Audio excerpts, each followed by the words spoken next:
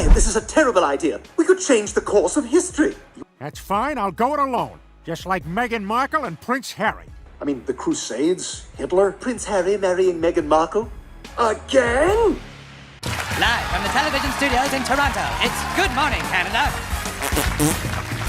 Hey, thanks for having us on the show.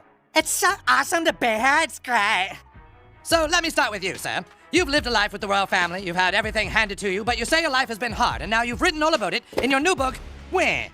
Well, I just think some people might say that your Instagram-loving wife actually doesn't want her privacy. How dare you, sir? My Instagram-loving wife has always wanted her privacy! And you know what else? To hell with Canada! We are leaving! The Sussexes burst onto the television scene like a rogue confetti cannon, demanding privacy while hogging every pixel of the spotlight. The stage was set for their first animated takedown, with Toronto's studio lights blazing and the audience buzzing with anticipation for royal drama. The Sussex publicity machine was already wobbling, reminiscent of a supermarket trolley with a busted wheel. Interns cued graphics, hosts exchanged nervous smiles, and viewers at home sipped coffee, pondering whether a prince could truly be both camera-shy and hungry for the limelight. This opening segment dared to answer that question with a resounding maybe, but probably not. Live from the television studios in Toronto, it was Good Morning Canada. As the applause faded faster than a faulty clip-on microphone, jeers replaced it, shaking the ceiling lights. Our ginger protagonist clutched his freshly printed memoir, aptly titled Way, a handy onomatopoeia for privileged whining, while Meghan flashed a pageant grin, perfectly calibrated to monetize their misery. The scent of publishing house ink and influencer perfume wafted through the air. South Park wasted no time reminding viewers that sympathy wears thin when wrapped in designer sleeves.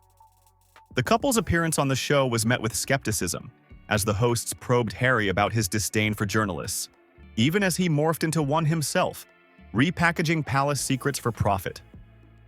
Meghan's nostrils flared, a reaction that could trigger airport security, and then, in a dramatic exit worthy of a reality show reunion, they stormed off, shredding any goodwill they had with Canada. The irony was palpable as they chanted their favorite mantra, demanding privacy while parading through the streets. The couple marched like circus mascots, screaming for privacy at every bystander, dog, and parking meter. Buckingham Palace guards, halfway across the Atlantic, likely felt a seismic cringe at the spectacle. Eventually, the duo retreated to a sleepy village where the population was sparse, promising anonymity. They sighed about chicken coops, babies, and normal lives, all while cameramen panned for idyllic B-roll. Privacy had never looked so performative, akin to renting a silent meditation retreat only to live-stream deep breathing sessions.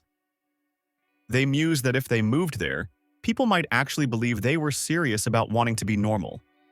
Thus ended the opening salvo, a duet demanding silence while hiring a brass band to play them off. But the animated roast was far from over. Another heavyweight was backstage, sharpening their comedic knives.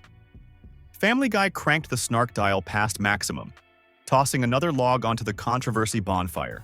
The cold open found Harry insisting he would go it alone, a declaration as believable as a toddler promising to pay rent. The skyline of Quahog flickered behind him, while the red arrow of satire pointed straight at a prince who still thought private jets were merely larger taxis with complimentary caviar. Moments later, a weary accountant waddled in, dragging burlap sacks stuffed with Netflix cash, delivering the punchline that Harry's millions were for no one knows what. The stack of cash towered so high it brushed cartoon rafters, a fluorescent monument to creative vagueness. Family Guy's point was crystal clear. A streaming giant had forked over a fortune, yet even Hollywood could not explain why. Enter Meghan, selfie ring light in hand, chirping about their daily $250,000 sponsored Instagram post for Del Taco. Nothing underscored humanitarian branding quite like budget quesadillas. The irony sizzled louder than a flat-top grill.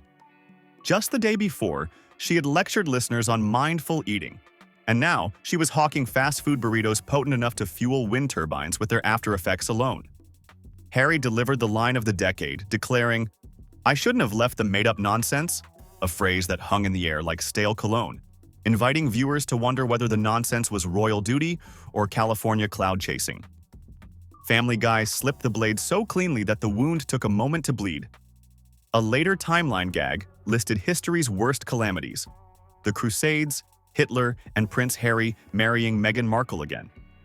The wedding was framed as a do-over nobody asked for, an exaggeration that served as satire's currency.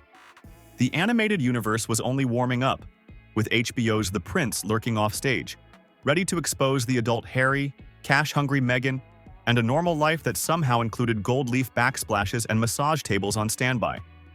The next act promised awkward job hunts, reality show meltdowns, and a catch-up empire nobody ordered.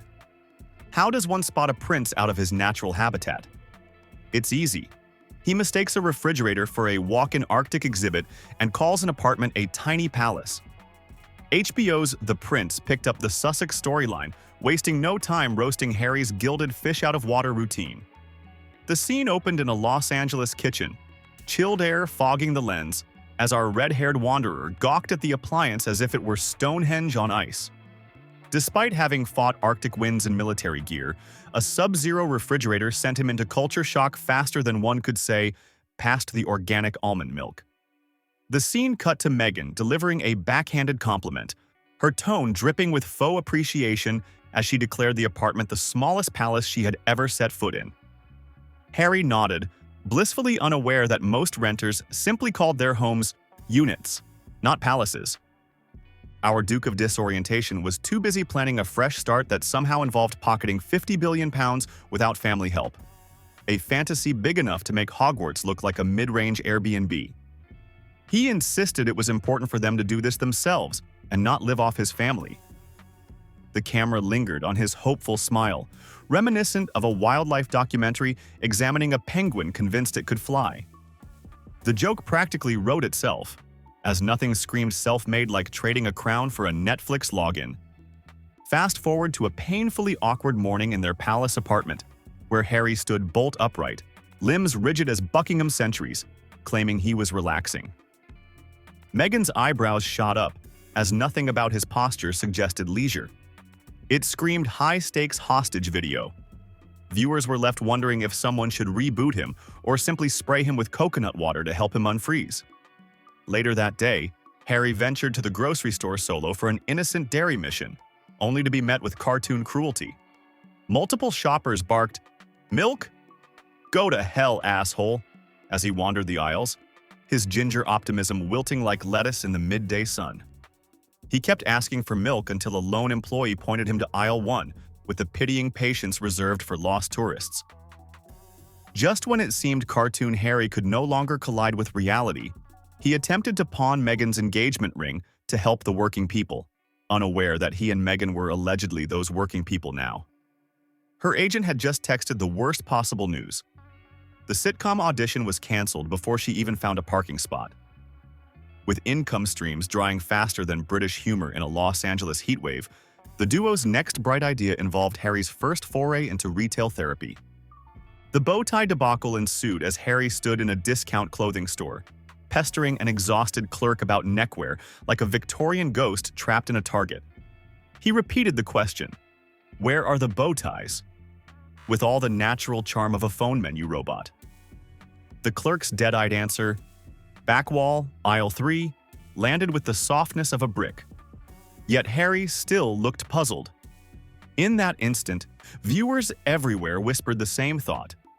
If he could not navigate haberdashery, heaven help the clients whose sciatic nerves were minutes away from his royal kneading. As filming began, Harry stood rigid behind the scenes, holding a baby while cameras rolled. Meghan whispered that they had been filming, followed by a 4-letter royal expletive when she realized her natural performance had been anything but. The glamour she craved now looked like a thrift store tiara, dented, sparkly, and several sizes too small. In the wide shot, viewers glimpsed Harry lugging a portable massage table into frame, eager for outcalls at Costco. Their dual hustles collided, she chasing reality TV relevance, he aiming for membership in the International Brotherhood of Deep Tissue Rubdowns. They believed this chaotic combo would fund diapers, avocado toast, and privacy in equal measure. Spoiler alert, it would not. Next, Buckingham Palace transformed into a housewives' battleground, complete with booing guards, ticklish centuries, and Lisa Rinna sparring with the Queen herself. The royal cringe crescendo had only just begun. Step aside, glossy tabloids. Nothing captured raw chaos quite like Meghan snapping at a sweet Midwestern tourist who only wanted a memory photo.